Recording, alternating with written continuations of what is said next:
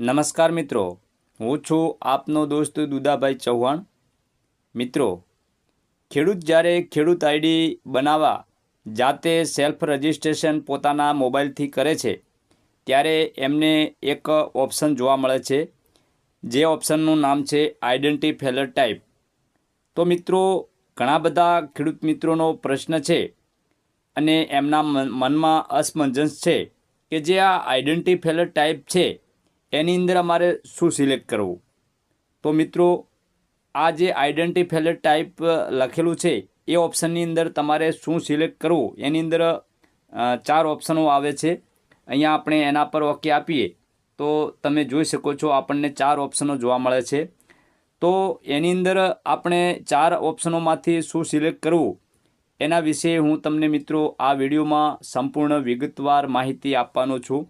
તો વિડીયો સાથે બન્યા રહેજો અને વિડીયો જો મિત્રો આપને પસંદ આવે તો વિડીયોને એક લાઇક કરી દેજો।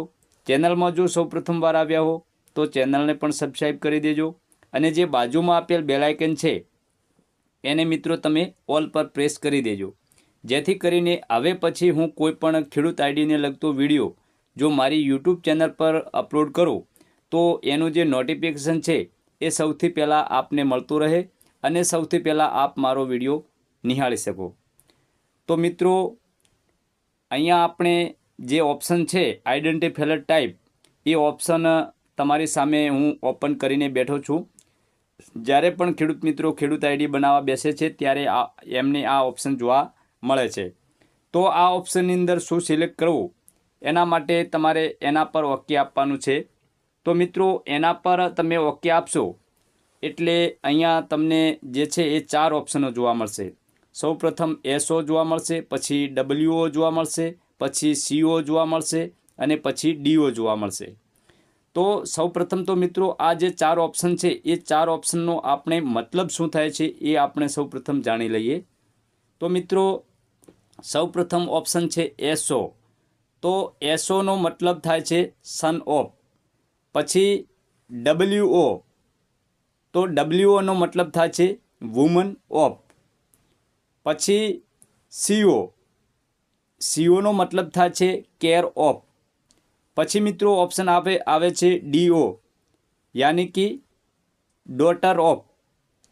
તો મિત્રો, આ જે 4 ઓપ્શન છે એ 4 ઓપ્શન વિશે આપણે માહિતી મેળવી લીધી કે 4 ઓપ્શન જે આપેલા છે એનો મતલબ શું થાય છે।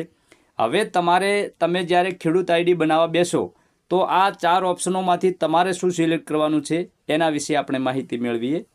તો મિત્રો જુઓ, સૌ પ્રથમ કોઈ પણ ખેડૂત જે છે એ ખેડૂત આઈડી પોતાની બનાવવા બેસે છે, એ ખેડૂત ભલે પુત્ર હોય કે જેમણે લગ્ન કરેલા ન હોય અથવા તો એમણે લગ્ન કરેલા છે, કોઈ પણ ખેડૂતે ખેડૂત આઈડી બનાવવા બેસે ત્યારે એમના લગ્ન એમણે કરેલા છે કે લગ્ન નથી કરેલા, તો મિત્રો એમને જે ઓપ્શન છે એ SO જ સિલેક્ટ કરવાનું છે।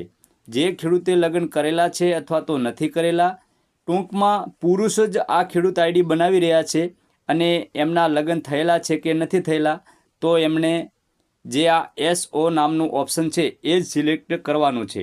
બીજું કોઈ પણ ઓપ્શન એમને સિલેક્ટ કરવાનું નથી। હવે મિત્રો બીજું જે ઓપ્શન આવે છે એ છે WO।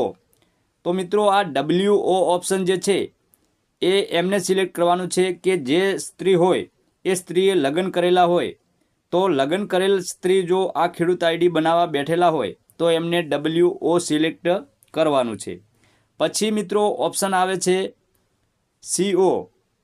તો આ જે CO ઓપ્શન છે એ કોઈ પણને સિલેક્ટ કરવાનું થતું નથી।